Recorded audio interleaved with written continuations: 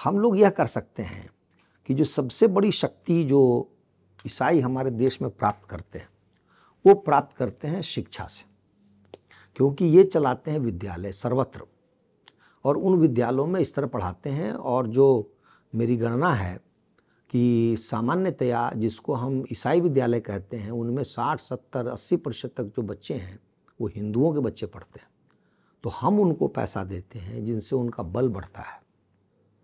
तो इसलिए यदि हम मान लें कि हम उस विद्यालयों में न जाएं, तो मैं बता रहा हूं कि ईसाई हमारे देश के वैसे ही कुछ महीने साल में दुर्बल होके किसी काम के नहीं बचेंगे। एक तो तरीका ये हो सकता है।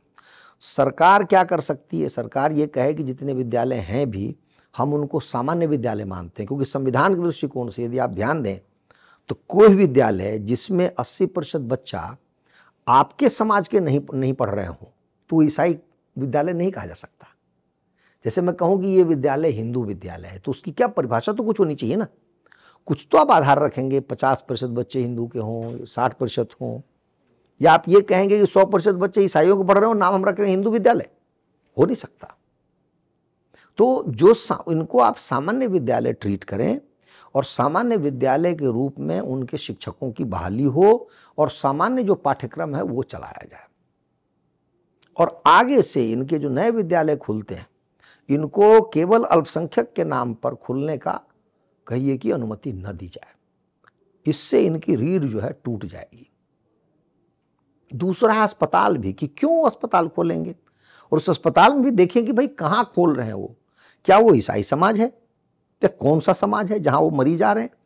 क्योंकि वहां मैंने अपनी पुस्तक में बहुत सारे उदाहरण दिए हैं कि एक मरीज को पकड़ेगा एक ईसाई, वो स्वस्थ होगा, उसके घर पहुंचाएगा कि यीशु के कारण तुम स्वस्थ हो गए हो, मैंने तुम्हारे लिए प्रार्थना की थी, जब तुम बेहोश थे तो तुम्हारे पैर के पास में बैठा था, यीशु ने तुमको स्वस्थ किया है।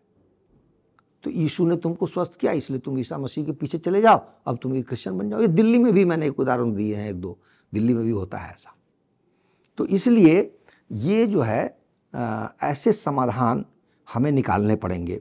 और सामान्य लोगों में जागरूकता भी यदि हो जाए, यदि आप जानते हो ईसाइयत के चरित्र से, शील से, स्वभाव से यदि आप परिचित हो जाएं, तब भी आप बहुत जूझ सकते हैं। क्योंकि कई बार क्या होता है हम जानते नहीं हैं, सामने वाला आदमी कुछ जानता है, कोई ईसाई कुछ हमको बरगला देता है। जैसे मैंने अभी आपको उदाहरण दिया एडम और ईव का, या ईसाइयत में क्या लिखा हुआ है। ये बात यदि कोई जानकार हो तो सामने वाला भागेगा हमारे से, वो आएगा नहीं लड़ने की। भाई मैं तो कहूँगा भाई तुम्हारी ईसाइयत में कोई दम नहीं है। तो इसलिए ये है।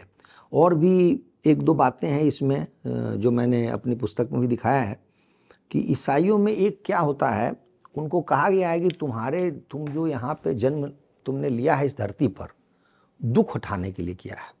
तुम हंस नहीं सकते, तुम मुस्कुरा नहीं सकते। एक घटना है कि किसी चर्च में कोई एक पादरी था, उसने हंस दिया, दूसरे पादरी ने उसको मारा कि तुम कैसे हंस रहे हो।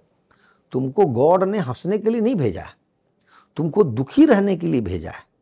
तो बढ़िया वस्त्र नहीं पहनना, दुखी रहना, ये जो है इसी को बोलते हैं कि हम बड़े ही दर्द और पीड़ा महसूस करते हैं। इसमें बहुत सारी कथाएं हैं, कहानियां हैं कि जैसे आपको बुखार हो गया या कोई रोग हो गया तो आपको दवा नहीं लेनी है, आपको पीड़ा सहनी है। इतनी पीड़ा सहनी, जितनी पीड़ा आप सहेंगे उतना आप जीसस के निकट पहुंच जाएंगे। और ये नौटंकी ऐसी ऐसी होती है कि हमारे यहाँ जो टेरेसा थी, कलकत्ता में रहती थी, तो उसने कहा अपने लोगों को कि भाई तुमको बड़ी पीड़ा सहनी चाहिए। और दूसरे ने देखा कि जब इसको बुखार हो दवा खा रही थी, इसको कोई बीमारी हुई तो हवाई जहाज पर चढ़ के चली गई कहीं पर इलाज कराने। तो बड़ी नौटंकी होती है। मैंने अपनी पुस्तक में जलालुद्दीन अकबर के समय की घटना बताई है कि उसमें अकबर ने पता किया, देखा तो उसका जो पादरी था फतेहपुर सीकरी में, जो उसके दरबार में रहता था, तो उसके घर में देखा कि एक कोड़ा रखा हुआ है और उस कोड़े पे, कोड़ा लाल है, उस पर खून लगा हुआ है। तो उसने पूछा तो बताया कि पादरी रात को सोने जाता है तो अपने आप को कष्ट देने के लिए सोने से पहले कोड़े से इतना मारता है कि पीठ लहूलुहान हो जाता है, फिर सोता है। ये है ईसाइयत कि इसमें ऐसा है कि हंसना होना नहीं है, दुखी रहना है। हमको दुखी होकर हम आए हैं यहाँ पर, ये ऐसी बातें होती हैं।